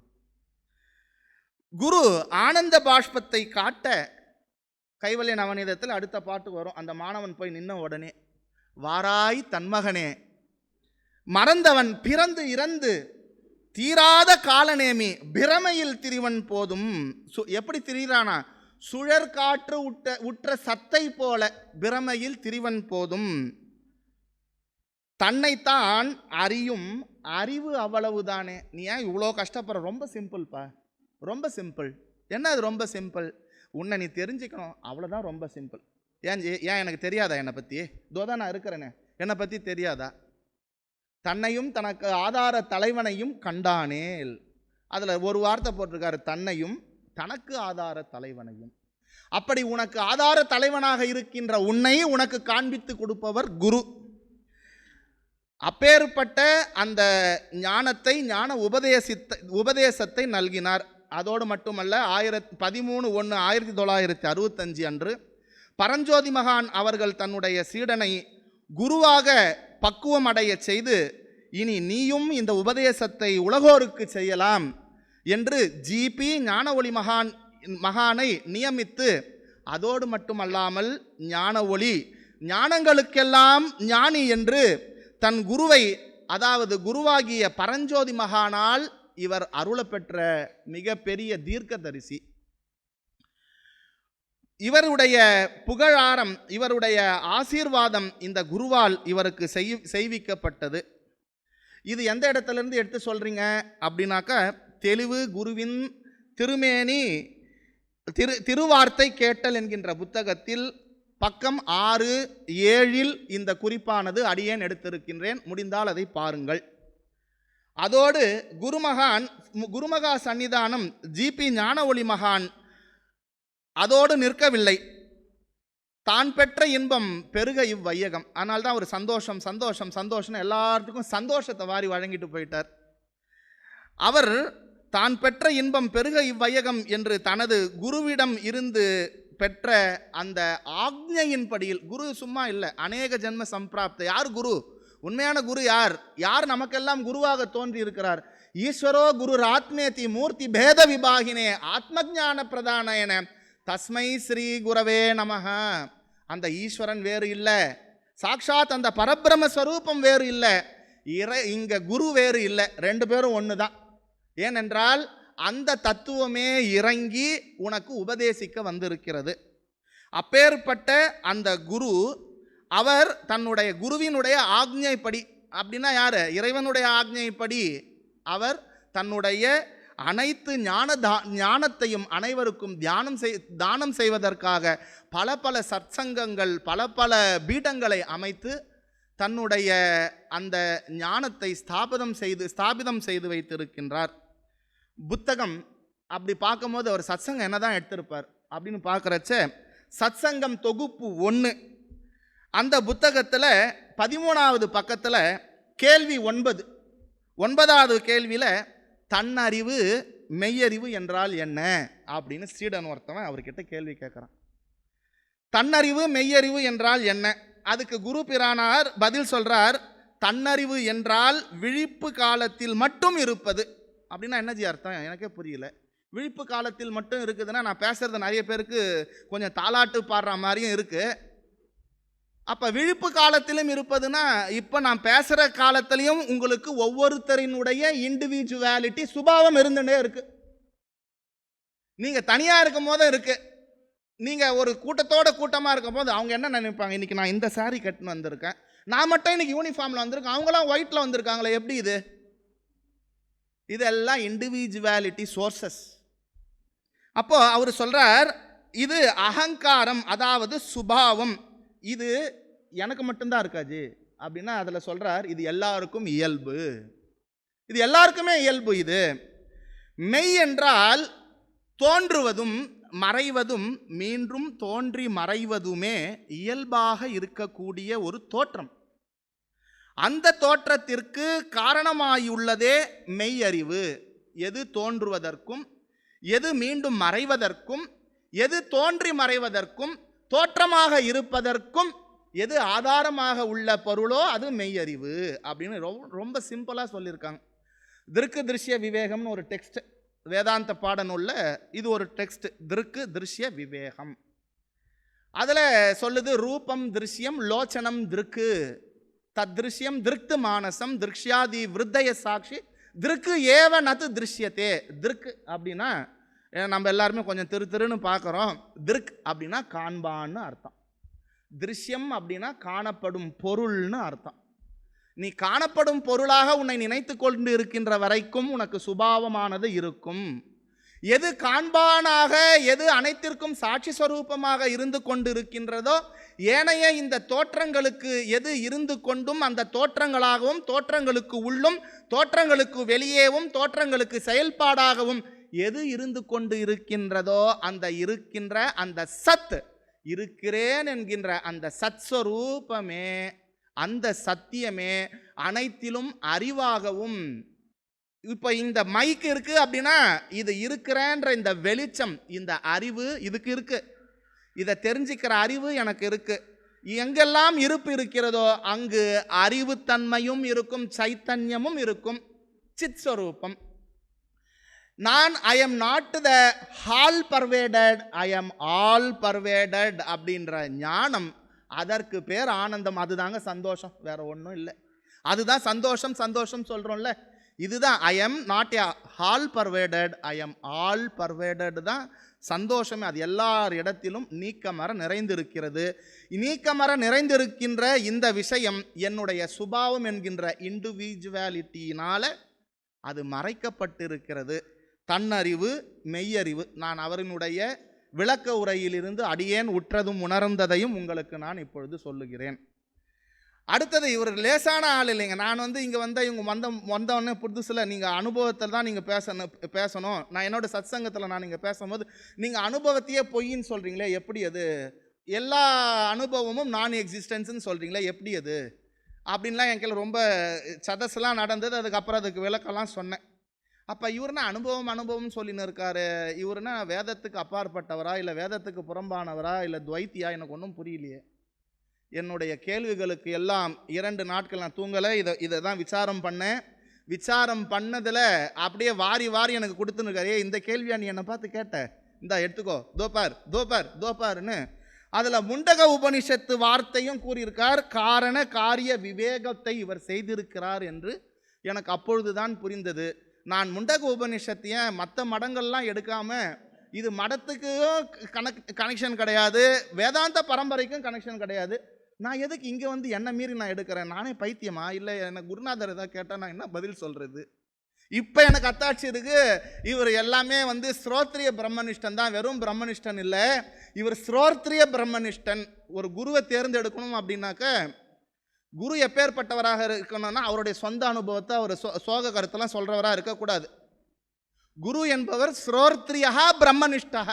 அவர் தன்னுடைய குருவிடம் இருந்து பாடம் கற்றவராக இருக்க வேண்டும், குரு பரம்பரையில் இருக்க வேண்டும், வேதத்தை சார்ந்து இருக்கின்ற அந்த வேத வாக்கியத்தினுடைய விஷயங்களை நீ சிஸ்டமேட்டிக்காக சொல்லனா கூட பரவாயில்ல, அதற்கு சார்ந்து உன்னுடைய கருத்துக்கள் இருக்க வேண்டும். அப்பேற்பட்டவரிடம்தான் நீ போய் பயில வேண்டும். அது பேர் தான் சத்சங்கம். எனக்கு ஒரு நிறைவு ஏற்பட்டது. அவர் முண்டக உபனிஷத்தில் இருந்து நிறைய விஷயங்களை எடுத்து தொகுத்து கொடுத்து இருக்கின்றார். வெறும் முண்டக உபனிஷத்தோடு நிற்கலைங்க. நால்வர், திருவள்ளுவர், அதுக்கப்புறம் திருப்பாவை, திருவம்பாவை, எவ்வளோ விஷயம், சித்தர் பாடல்கள் எல்லாத்தையும் கரைச்சி குடிச்சு ஒவ்வொன்றுத்துல இருந்து ஒரு வார்த்தைக்கு பல எக்ஸ்பிளனேஷன்ஸ் கொடுக்கிறார். எனவே அவருக்கு அனுபவ ஞானம் மட்டுமல்ல, அதோடு நின்று விடவில்லை. அவர் வேத நூலை, சாஸ்திரம், உபனிஷத் மற்றும் சித்தர் பாடல்கள் மற்றும் திருப்பாவை, திருவம்பாவை, திருவாசகம், நால்வர் பாடல்கள் ஆகியவற்றை நன்றாக சிரவணித்தவர் என்று எனக்கு தெரிகிறது. சரி, மகான் அவர்களினுடைய குரு பக்திக்கு உண்டான சான்று. குருனா யாரு அப்படின்னா, நீ ஒரு குருவா இருக்கிற அப்படின்னா உனக்கு முதல் தகுதி என்ன அப்படின்னாக்க, அந்த குரு தன்னுடைய குருவை எப்படி பாவிக்கிறார், அந்த குரு மேல் எப்படி பக்தி வைத்திருக்கிறார். நீ அப்படி இருந்தால் தானே உன்கிட்ட மற்றவங்க அப்படி இருப்பாங்க. அதற்கு சான்று மகான் அவர்களினுடைய குரு பக்திக்கு சான்று சொல்லிற்கு இலக்கணம் தந்த தமிழ் என்கின்ற புத்தகத்தில் பக்கம் 35 முடிஞ்சா போய் பிரித்து பாருங்க. குருவிடம் சரண் புகுந்ததை அவரின் நிலையில் ஆராய்ந்து இருக்கின்றார் என்பதை குருவே சரண் என்கின்ற அந்த வரிகளில் விளக்குகிறார். அவர் ஊர்ஜித ஞானத்தின் மீது இருக்கின்ற ஸ்ரத்தை, வைராக்கியம், குருவும் ஈஸ்வரனும் ஒன்றுதான் என்கின்ற அந்த ஸ்திரத்தன்மை தெளிவுபடுகிறது. அதில் முதல் பாடல் குருவே சரண் அப்படின்ற தலைப்பில் பாடியிருக்கார். ஒரே பேஜில் தான் இருக்கு, முடிஞ்சா போய் படித்து பாருங்க. காணும் இக்காட்சியெல்லாம் சர்க்குருவாய் காணுகிறேன். முதல்ல டோட்டல் சரண்டர், சரணாகதி. நான் இதை எதெல்லாம் பார்க்குறேன்னா எல்லாம் என்னோட குருவாக தான்ப்பா நான் பார்க்குறேன். அப்போ உன் பக்கத்து வீட்டுக்காரனை எப்படி பார்க்குற? ஜி அவரையும் என்னுடைய குருவாக தான் ஜி நான் பார்க்குறேன். அந்த மனோபக்குவம் எனக்கு வந்து விட்டது என்று சொன்னால் அங்கே ஏது பிரச்சனை, அங்கே ஏது போட்டி, அங்கே ஏது பொறாமை? எல்லாத்தையும் ஒன்றா தான் பார்க்குறாரு. வானும் இப்புவனமும் மற்றும் குருவே என்று ஓவ ஐம்பூத ஜாக்கரத்தின் அலை குமிழ்கள் ஆக்க மண் இவ வையகமும் வானகமும் சரண். அவர் எல்லாத்தையும் அந்த டோட்டாலிட்டியை தன்னுடைய குருவா பாவிச்சு அந்த குருவே சரண் அப்படின்ற தலைப்பின் கீழ் சொல்லியிருக்கார். இந்த ஸ்தாவர ஜங்கமம் எல்லாத்தையுமே குருவா பார்க்குறார். அதாவது புவனேஸ்வரி கவச்சத்தில் கூட நான் அப்பப்போ டினோட் பண்ணுற ஒரு விஷயம் ஒன்று, அதிலிருந்து எடுத்து ஒரு விஷயம். காணும் காட்சியெல்லாம் காந்திமதி நீ என்றும், ஓசை ஒளியெல்லாம் உமாதேவி தான் என்றும், ஸ்தாவர ஜங்கமம் எல்லாம் ஜெகதாத்ரி நீ என்றும் ஆக்கிடுவாய் புவனேசி அப்படின்னு சொல்லிட்டு அந்த பாடல்கள் வரும். நடந்தும் கிடந்துமே நான் உன்னை போற்றிடுவேன், நிடந்தும் கிடந்துமே நான் உன்னை போற்றிடுவேன், என் உயிருக்கும் உயிரான ஆத்மசக்தி நீ என்றோ, அங்கிங்கெனாதபடி எங்கும் சக்திமயம், அன்பிலும் சக்திமயம், அறிவிலும் சக்திமயம், அணுக்கள் எல்லாம் சக்திமயம். அந்த விஷயம் எனக்கு இவருடைய முதல் வார்த்தை, முதல் வாசகத்திலேயே அந்த குருவே சரண் அப்படின்ற விஷயத்தில் எனக்கு புரிஞ்சுது. அதுக்கப்புறம் குரு சரண் அடைந்ததுக்கு அப்புறமா விண்ணப்பம். நம்ம யாராவது பார்க்க போகிறோன்னா காரணம் இல்லாமல் போவோமா? அதனால் குரு கிட்ட விண்ணப்பம் போடுறார். குரு விண்ணப்பம் என்கின்ற தலைப்பில், சர்க்குருவே சரணடைந்தேன், அருளுருவே சார்பதம் பற்பளவாம் வழிகளிலே பகவனை காணவென்றே பாடுபட்டு தேடலுற்றேன், பலனறியேன் கூடு விட்டு ஓடும் முன்னே கூட்டுவிப்பாய் குருநாதா. வேற யாரும் அந்த திருக்கல்யாணத்தை பண்ணி வைக்க முடியாது. குருவால மாத்திரம்தான் அந்த திருக்கல்யாணத்தை பண்ண முடியும். நீ உன் பசங்களுக்கு பண்ற கல்யாணம் அது தெரு கல்யாணம், நீ பண்ணிக்கின கல்யாணம்லாம் தெரு கல்யாணம். எது திருக்கல்யாணம்? உண்மையில் உன்னையும் அந்த இறைவனையும் ஏக்கம் என்று ஐக்கியம் செய்ய என்னுடைய குருவாய் தோன்றும் ஈசனை இறஞ்சினேனே, அந்த ஈஸ்வரனே உன்னில் உனக்கு காண்பித்து, உனக்கும் அதற்கும் எந்த விதமான அந்த பிளவும் இல்லை, நீயும் அவரும் ஒருவரே என்கின்ற அந்த நிச்சயத்தன்மையை குருவானவர் தந்தருளுவார். அதை தான் அவர் டைரக்டாக யார்கிட்ட என்ன கேட்க முடியுமோ, நச்சிகேதன் அவனுடைய யமதர்மராஜகிட்ட என்ன கேட்டான்? மரணத்தை பற்றி எனக்கு சொல்லு, மரணத்துக்கு அப்புறமா என்ன நடக்க போகுது, மரணத்துக்கு அப்புறம் மனுஷன் என்ன ஆகிறான், எனக்கு அதை சொல்லு. அவரும் டார்ஜ் பண்ணுறார். இல்லைப்பா, நான் உனக்கு 1000 அக்ரோனிகளை கொண்ட சேனையை கொடுக்குறேன், உனக்கு பொழுது போகலை அப்படின்னு சொன்னால் ரம்பை ஊர்வசை போன்ற மேனகைகளை உனக்கு நான் தரேன், அதுவும் உனக்கு முடியலையா, உனக்கு 1000 வருஷம் ஆயுளை தரேன், உனக்கு அதுவும் உனக்கு போறலையா, உனக்கு உனக்கு பெரிய ராஜ்யத்தையே நான் உனக்கு தரேன், உனக்கு செல்வம் அப்படின்னா உனக்கு அதில் ஸ்கேர்சிட்டியே வராது, நீ பட்ஜெட்டே போட தேவையில்லப்பா, அப்படிலாம் உனக்கு பண்ணுறேன். இதை பாரு, நீ இருக்க போகிறதோ உனக்கும் லிமிட்டடு, நீயே லிமிட்டடு. யமதர்மராஜனா இரு, உனக்கு முன்னாடி எத்தனை யமதர்மராஜன் இருந்திருக்கான், சூரியனே எத்தனையாவது விவஸ்வான் இப்போ வந்திருக்கான், நீயே அனித்தியம், நீ கொடுக்கறது எனக்கு அனித்தியம், எனக்கு அது தேவையில்ல, நான் கேட்ட கேள்விக்கு முதல்ல பதில் சொல்லு, மரணத்திற்கு அப்பால் என்ன நடக்கப் போகிறது, என்ன நடந்து கொண்டு இருக்கிறது என்பதை. அப்புறமா இவன் வச்ச டெஸ்ட்டில் என்னுடைய மகன் பாஸ் பண்ணிட்டான் நச்சிகேதன், அதனால் அவனுக்கு ஞானத்தையும் தந்து அவனுக்கு தேவையான உலக அந்த விஷயத்திற்கு ஏற்ற எல்லா செல்வங்களையும் தந்து ஆசீர்வதித்தார். அதனால் நீங்கள் ஞானத்தை ஒன்றுத்தை பிடிச்சிட்டிங்க அப்படின்னு சொன்னால் உனக்கு இங்கே இருக்கிற அல்பமான லோக்கல் கஷ்டம் எல்லாம் தீர்ந்துடும்.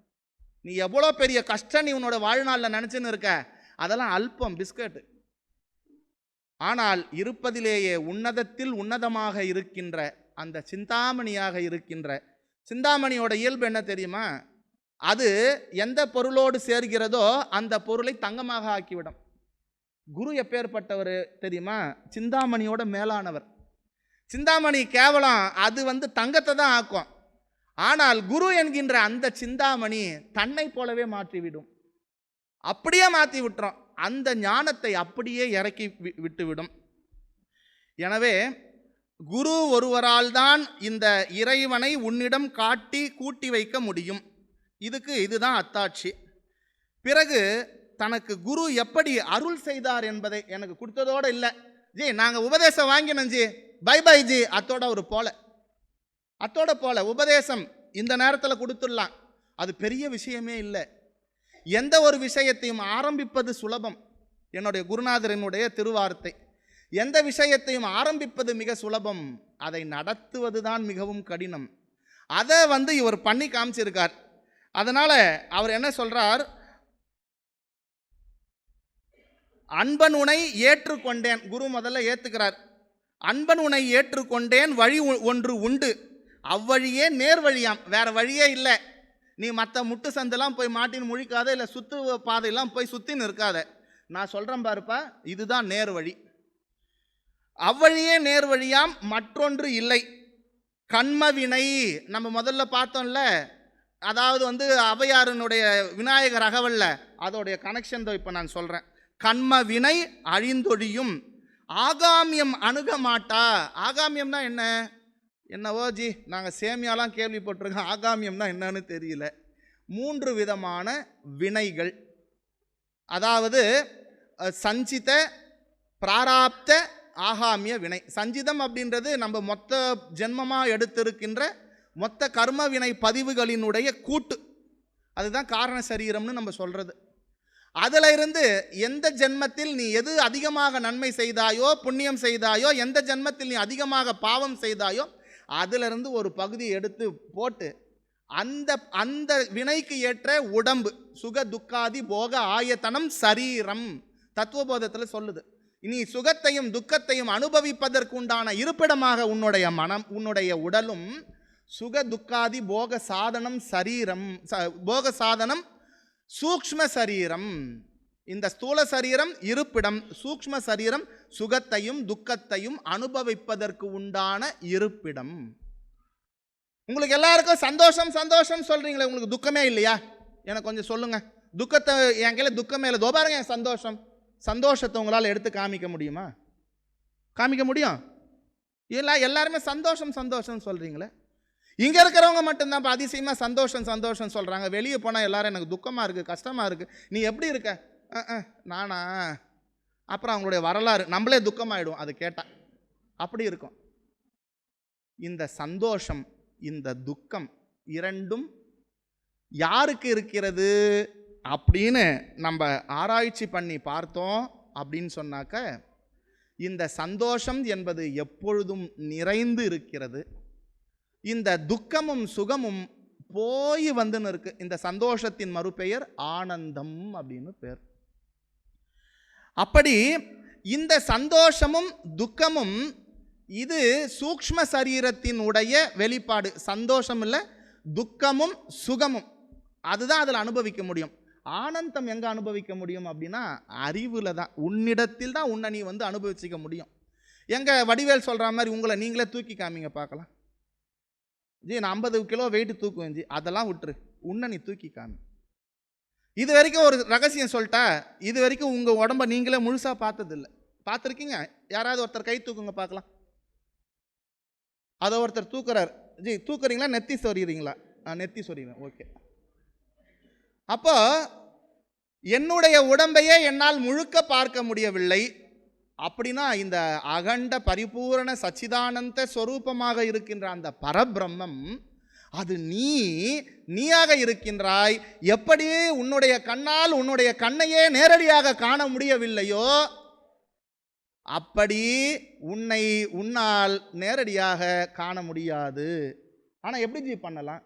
என்னிலே இருந்த ஒன்றை யான் அறிந்ததில்லையே, என்னிலே இருந்த ஒன்றை யான் அறிந்து கொண்ட பின் என்னிலே இருந்த ஒன்றை யாவர் காண வல்லரே, என்னிலே இருந்திருந்து யான் உணர்ந்து கொண்டேனே.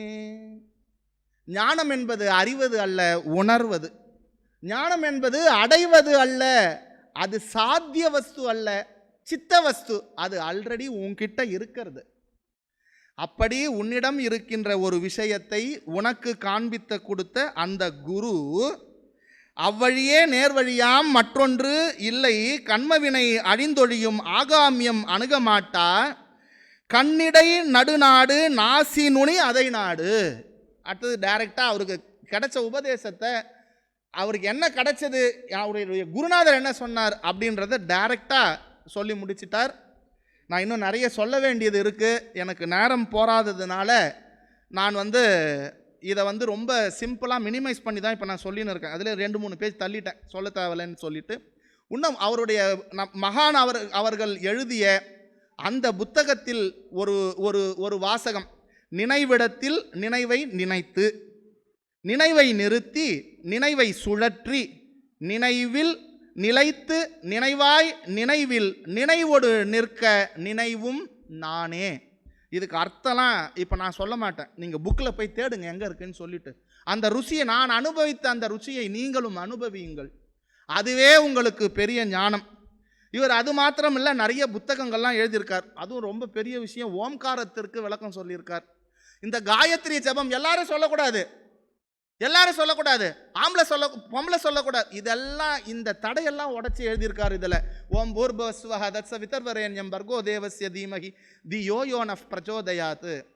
அந்த 3 உலகமான பூ உலகம், புவ உலகம், சுவ உலகம், ஜன உலகம், தப உலகம் என்கின்ற இந்த 3 உலகத்திற்கும் ஆதாரமாக எது இருக்கிறதோ, இந்த அனைத்திற்கும் எது ஜோதி ஸ்வரூபமாக இருக்கின்றதோ அந்த ஜோதி ஸ்வரூபத்தை அனைவரும் பூர்பவஸ்தூரம் தத்ச விதர்வரேண்யம் பர்கோ தேவஸ்ய தீமகி தியோ யோனஹ பிரச்சோதயாத். அனைவரும் ஒன்றாக தியானிப்போமாக, ஒன்றாக அந்த ஏகத்துவம். அவ்வளோ அற்புதமாக அதில் எழுதியிருக்கார். நான் சும்மா சின்ன சின்ன துணுக்கு தான் உனக்கு கொடுத்துருக்கேன். ஜி நான் முடிச்சிடறேன். ரொம்ப துணுக்கு, சின்ன சின்ன துணுக்காக தான் கொடுத்துருக்கு. நான் இப்போ உங்களுக்கு நான் சொல்லியிருக்கேன். ஆனால் இந்த குருமகா சன்னிதானம் எப்பேற்பட்டவர் என்று சொன்னால், அனைத்து உபனிஷத்துக்களுக்கும் விளக்கத்தை தெரிந்து அற்புதமான இதுதான் என்று ஆணித்தரமாக கூறக்கூடிய, படித்தவனே புரியணும், பாமரும் உணருமாறு மந்தரும் உணருமாறு வத்து தத்துவம் சொல்வேனே. அந்த வஸ்து தத்துவத்தை ரொம்ப பாமரர் மந்தம் என்ன மாதிரி ரொம்ப தெரிஞ்சிக்காத முட்டாளுக்கெல்லாம் கூட புரிகிற அளவுக்கு சொல்லியிருக்கார். அப்போனா உங்களுக்கெல்லாம் எப்படி புரியும் நீங்கள் படிச்சிங்க அப்படின்னு சொன்னாக்க? நல்லா அதை படித்து பாருங்க. அவர் தர்மத்தை ஆதரித்து இருக்கிறார். தர்மார்த்த காம மோட்சம், அப்போ ஐயா கூட பேசும்போது அதை தான் சொன்னேன். அவர் தர்ம பிரகாரம் வாழ வேண்டும். எது தர்மம்? இந்த உலகத்திற்கு அனைவருக்கும் சீரான உணவு கிடைக்க வேண்டும். அந்த உணவினால்தான் ஜீவர்கள் ஜீவிக்க முடியும். அந்த உணவில் இருந்துதான் நல்ல செல்வங்கள் அர்த்தம் கிடைக்கும். அந்த தானியங்களில் இருந்துதான் உலகம் இயங்கும் என்பதை ரொம்ப அழுத்தம் திருத்தமாக துல்லியமாக சொல்லியிருக்கிறார். இது ஏற்கனவே ஔவையார் அவங்களுடைய வார்த்தை, குடி உயர கோன் உயரும். அப்படி இந்த தத்துவம் அவர் தம் அன்பு பரஸ்பரம், அவருடைய அன்பு பரஸ்பரம் ஆனந்தம் ஒன்றே நாம் இந்த உலகில் நிலவுவதை நாம் காணுகிறோம். அதுவே அவரினுடைய குறிக்கோளும் கூட. பல சாதகர்களை உருவாக்கியுள்ளார். அனைவரிடத்தும் அந்த சந்தோஷம் தன்னுடைய சந்தோஷமாக பார்த்திருக்கின்றார். அந்த சந்தோஷத்தையே உங்களுக்கும் நல்கியிருக்கின்றார், அது ஆசீர்வாதமாக. எனவே அந்த நமஸ்காரமே சந்தோஷம், அந்த நன்றியே சந்தோஷம். எதிலெல்லாம் நன்றி உணர்வு கொள்ளுகிறாயோ அதிலெல்லாம் அகங்காரம் கொள்ளுவதில்லை. அவரை பார்த்தோன்னே சந்தோஷம்னா முடிஞ்சு போச்சு, நான் அவர்கிட்ட டோட்டல் சரண்டர்னு அர்த்தம். அப்புறம் எங்கேருந்து நான் அகங்காரத்தெல்லாம் காண்பிக்க முடியும்? முடியவே முடியாது. எனவே நன்றியே சந்தோஷம், அத்வைத்தமே சந்தோஷம். சந்தோஷம்னு சொல்கிறது இல்லை, அத்வைதம்னா வேறு ஒன்றும் இல்லை, இரண்டும் அற்றது. அங்கே ரெண்டு கூட கிடையாது, இருக்கிறது ஒன்று தான். இருக்கிறது எது? வெறும் அந்த ஆனந்தம் என்கின்ற அந்த சந்தோஷம் மாத்திரமே என்று சந்தோஷத்தை நம் இடையே நிலைநாட்டியிருக்கின்றார். சந்தோஷத்தை நிலவ வைத்திருக்கின்றார்.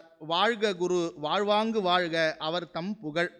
எனவே குருவினுடைய மகிமையை ஆரம்பம், அதற்கு முடிவு என்கின்ற தன்மை இல்லை. ஆனால் தான் நான் இப்போ முடிக்காமையே போகிறேன். நான் முடிச்சிட்டேன்னா குருவோட மகிமை முடிஞ்சிடும். அதனால் அதுக்கு ஆரம்பமும் கிடையாது. எனக்கு முன்னாடி இங்கே பாட்டு பாடினது எனக்கு அப்படியே அவ்வளோ ஆனந்தமாக இருந்தது.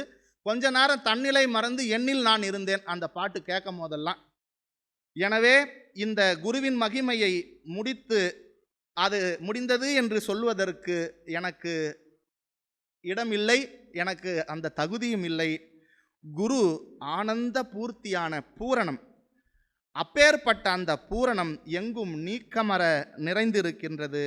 குருவே சாக்ஷாத் பரபிரம்மம் என்று சொல்லி இந்த வாய்ப்பை நல்கிய இந்த ஞானஒளி மகானினுடைய யஜ்ஞபீடத்தினுடைய நிர்வாகஸ்தர் அனைவருக்கும், இங்கே கலந்து கொண்டிருக்கின்ற அனைத்து முமுட்சுக்களுக்கும் அடியேனுடைய நன்றி கலந்த வணக்கத்தையும் நமஸ்காரத்தையும் ஆசீர்வாதத்தையும் தெரிவித்து கொண்டு, எல்லாமல்ல என்னுடைய குருநாதனான ஸ்ரீலஸ்ரீ சுவாமி பிரம்மயோகானந்தா அவர்களினுடைய திருப்பாத கமலங்களை சிக்கன பிடித்து கொண்டு, ஆத்மஞான சாஸ்திர வித்யாபீட்ட பீட்டநாயகியாக விளங்கக்கூடிய ஸ்ரீ ஸ்ரீ லலிதா பரமேஸ்வரியினுடைய திருப்பாதங்களை சிக்கன பிடித்து கொண்டு, நீங்கள் இந்த ஜென்மாவிலேயே அந்த மோட்சம் என்கின்ற பிரார்த்தியை அடைந்து மரணமிலா பெருவாழ்வு வாழ வேண்டும் என்று சொல்லி பிரார்த்தித்து கொண்டு, ஓம் பூர்ணமத பூர்ணமிதம் பூர்ணாத் பூர்ணமுதட்சியதே பூர்ணஸ்ய பூர்ணமாதாய பூர்ணமேவாவசிஷ்யதே.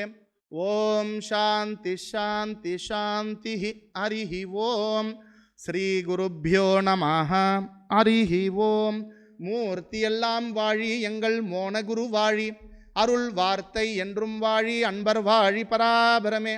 ஜெய் போல் சத்குருநாத் மகாராஜ் கி ஜெய். ஹரி ஓம். ஆத்ம நமஸ்காரம். அடுத்ததாக கூட்டு தியானம்.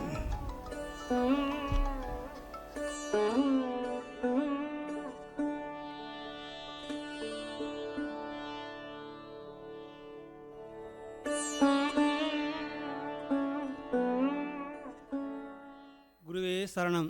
உலக அறிவாளிகளே, பெரிய ஒரு மழை, ஒரு மழையல்ல நிறைய மழை பெய்திருச்சு.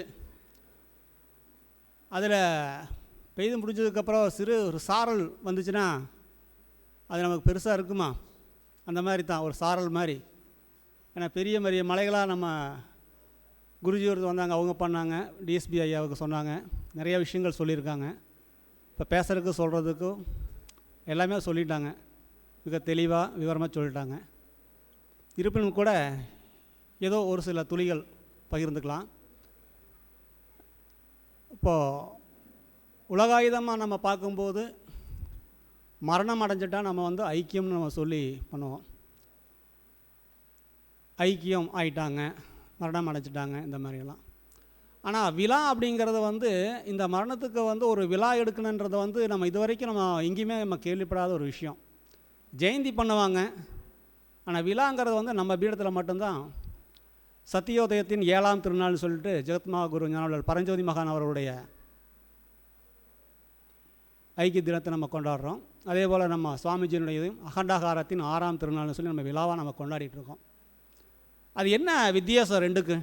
உலகாயுத மக்களுக்கும் மகாபுருஷர்களுக்கும் நம்ம விழா எடுக்கிறதுனுடைய காரணம் என்ன, நோக்கம் என்ன? இப்போது சரம் அப்படின்றது வந்து துண்டுபடாதது, வெட்டுப்படாதது. நமக்கு சுவாசமாக இயங்கிட்டு இருக்கல்லையே அந்த சரம், சுவாசமாகப்பட்டது, அது வெட்டுப்பட்டுச்சுன்னா நம்ம என்ன ஆகும்? நம்மளுடைய வாழ்வு நிலையற்று மரணிச்சிடுறோம். அப்போ மகாபுருஷர்களுக்கு வந்து ஐக்கியம் நம்ம சொல்கிறது எந்த வகையில் தகும்? இங்கு பேசுகிறவங்க வந்து ஐக்கியம்னு சொன்னாங்க அப்படின்னா அது உலகாயுதம், அப்படி சொன்னாக்கத்தான் நமக்கு புரியுன்றதுக்காகத்தான் அது சொன்னாங்களே தவிர ஐக்கியன்றது கிடையாது. இப்போ நம்ம நல்லா அதை சிந்திச்சு பார்த்தோம் அப்படின்னா, சுவாமிஜி அவர்களுடைய காலத்துக்கு பிறகு கலந்துட்டாங்கன்னு சொல்லலாம். கலந்துட்டாங்கங்கிறது என்ன? இந்த பிரபஞ்சத்தில், இந்த அண்டத்தில் அணுக்களாக அவங்க கலந்துருக்காங்க அப்படின்னு சொல்லலாம். அப்போது இந்த விழாக்கள் இப்படி நடக்குது அப்படின்னா இது அவருடைய திருவருள் இல்லாமல், அவருடைய ஆற்றல் இல்லாமல் இது நடக்குமா அப்படின்றது வந்து ஒரு கேள்விக்குறியான விஷயமா இருக்குது. நம்ம தான் அதை வந்து சர்ச்சை பண்ணி நம்ம முடிவு பண்ணிக்கணும். அவர் காலத்து மகாநண்பர்கள் சுவாமிஜி அவருடைய காலத்துக்கு பிறகு நம்ம நடந்த விழாக்களும் பயிற்சிகளும் ஒவ்வொன்றும் நம்ம வந்து சிந்தித்து பார்க்கும்போது, யோசித்து பார்க்கும்போது அவங்களுடைய ஆற்றல் இல்லாமல் அது நடக்காதுன்றது நம்ம உணர்வுபூர்வமாக நம்ம தெரிஞ்சுக்கிறோம். அப்போ அவங்க ஆற்றல் இல்லாமல் இது சாத்தியம் இல்லை அப்படிங்கிறப்போ ஐக்கியங்கிறது அதோட நிறைவு பெறக்கூடியது. அது எப்படி அப்போ வந்து ஐக்கியமானதான் அப்படி எப்படி அதுக்கப்புறம் அந்த வரும் ஆற்றலுங்கிறது எப்படி வரும் இல்லையா? அந்த ஆற்றலாகப்பட்டது எப்படின்னு கேட்டிங்கன்னா, இந்த பிரபஞ்சத்தில் வந்து அவங்க அணுக்களாக வந்து பதிய வச்சிருக்கக்கூடிய விஷயங்கள் இந்த பீடத்தினுடைய எண்ணத்தாலையும் ஏக்கத்தாலையும் குரு பக்தினாலையும் குரு விசுவாசத்தாலையும் நடக்கக்கூடிய நமது பீடமாகப்பட்டது. ஒரு செயல் செய்யணும் அப்படின்னா அந்த செயலுக்கு வந்து ஸ்தூலம் வேணும், கை கால் கருவிகள் வேணும், கருவிக்காரணங்கள் இருந்தால் தான் செயல்பட முடியும். அதனால் அந்த கருவிகள் செயல்படுறதுக்கு அவங்க ஆற்றலாக இருந்து அணுக்களாக இருந்து அவங்க எண்ணத்தில் இருந்து வந்து அதை செயல்விக்கிறாங்க. அப்போ அவங்களுக்கு ஐக்கியம் கிடையாது. பிரபஞ்சத்தில் கலந்துருக்காங்க, தேவைப்படுற ஒரு நேரத்தில் வந்து அவங்க செயலாற்றலுக்கு அந்த செயலுக்குரிய அந்த உடம்பை பயன்படுத்துகிறாங்க. இதுதான் ஆகையினால் அவங்களுக்கு மரணம் கிடையாது.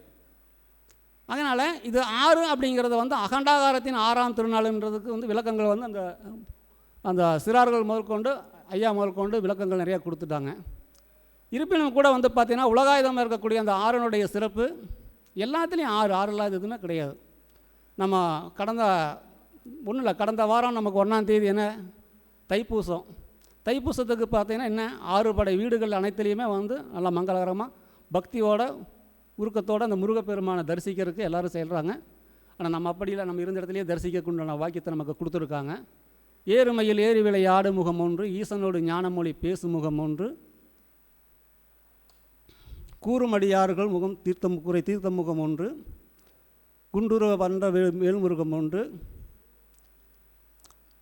சூரனை வதம் செய்ய வந்த முகம் ஒன்று, வள்ளியை மனம் புரிந்த வந்த முகம் ஒன்று, 6 முகம் ஆன பொருள் நீ அருள வேண்டும், ஆதி அருணாச்சலம் அமர்ந்த பெருமானே அப்படின்னு சொல்லி பாடல்கள் நமக்கு வந்து விளக்கியிருக்காங்க. 6 எங்கள் இதுலேயுமே 6 தான்.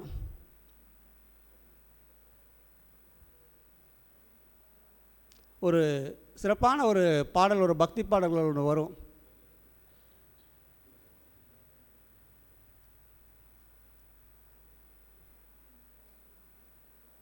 அந்த பாடல்கள் வந்து பார்த்தீங்கன்னா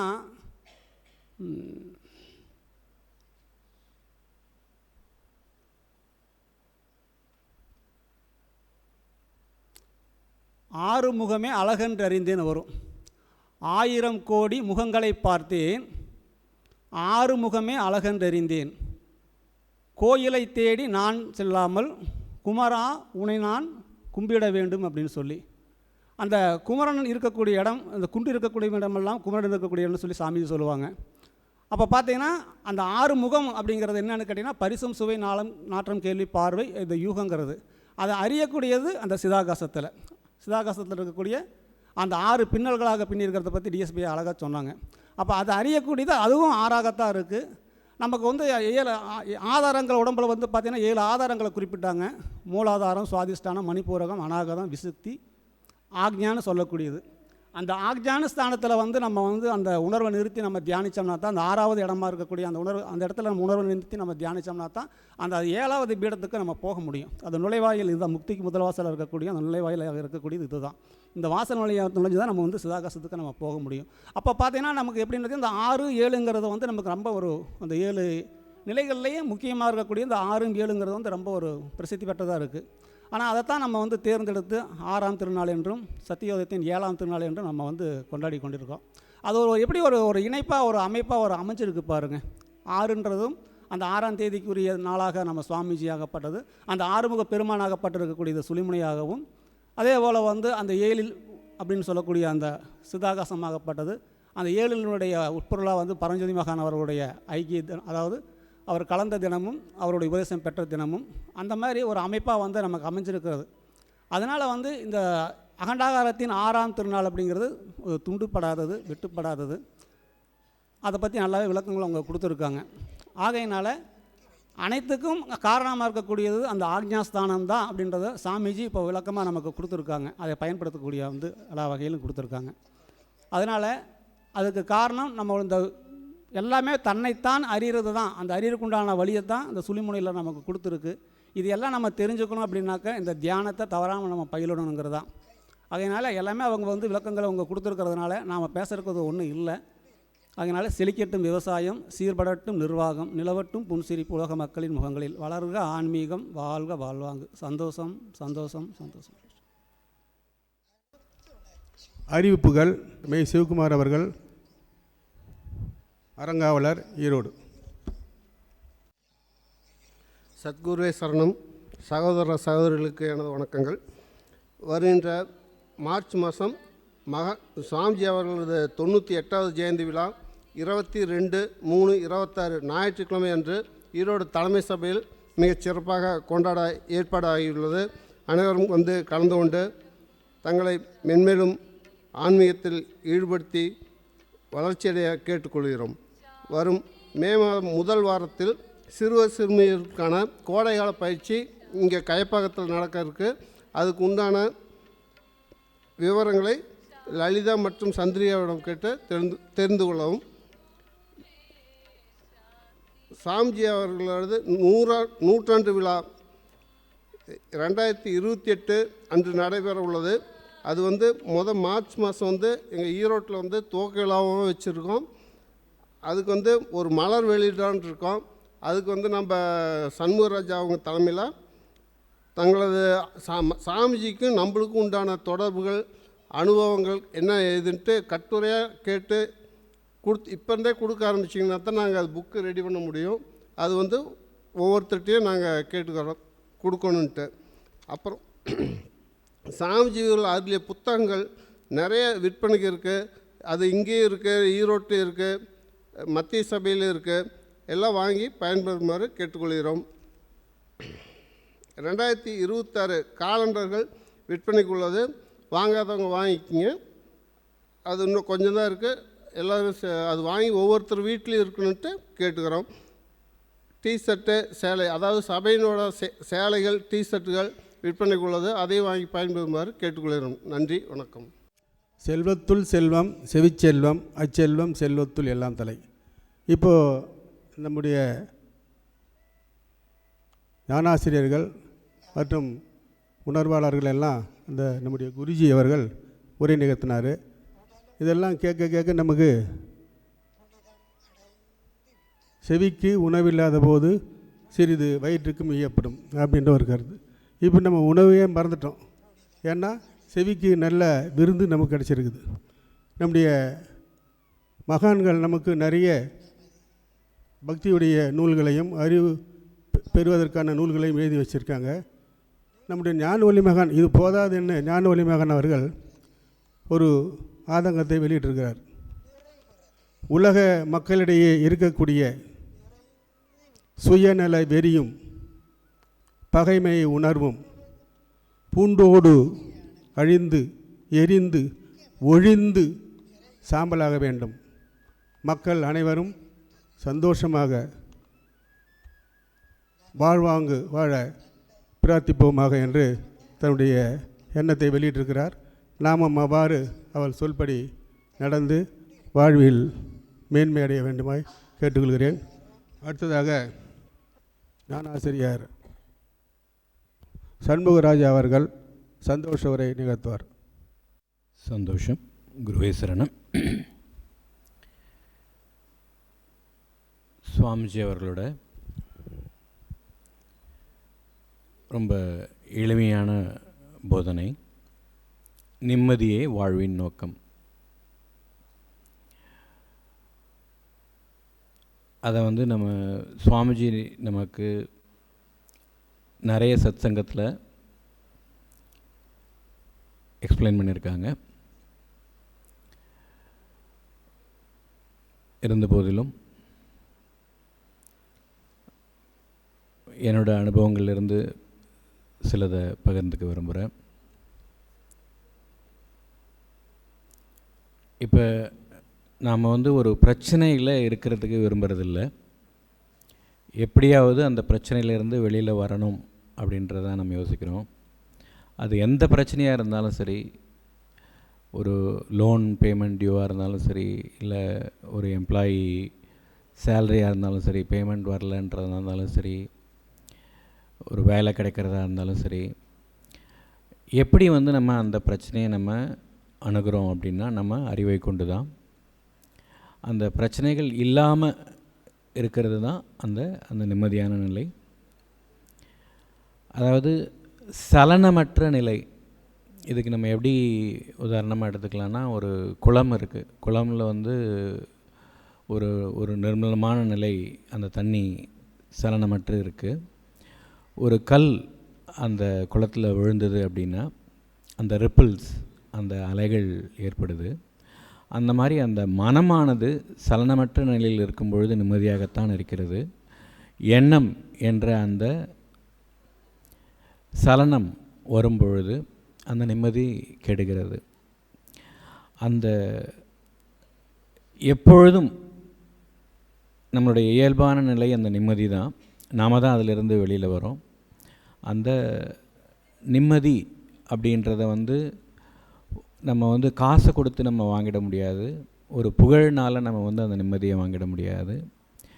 அதை எப்படி நம்ம அந்த நிம்மதியை அடைகிறது அப்படின்னா, அதுக்கு தான் நமக்கு அந்த தியானத்தை சொல்லி கொடுத்துருக்காங்க.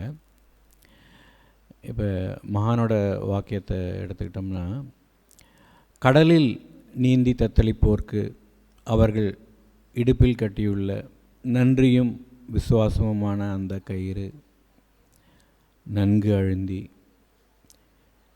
என்றென்றைக்கும் அருந்துவிடாது மூர்ச்சையாகும் தருணத்தில் மேலே இழுத்து கொண்டு வரப்படும்.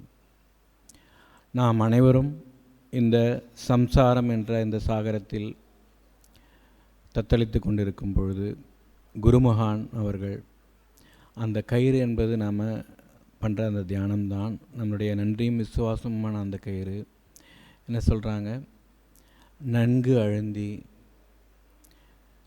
என்றென்றைக்கு மறந்து விடாது. அது வந்து நாம் வந்து பை சான்ஸாக மறந்துட்டாலும் நாம் மூர்ச்சையாகும் தருணத்தில் குருவின் கருணை நம்மை மேலே கொண்டு வரும்.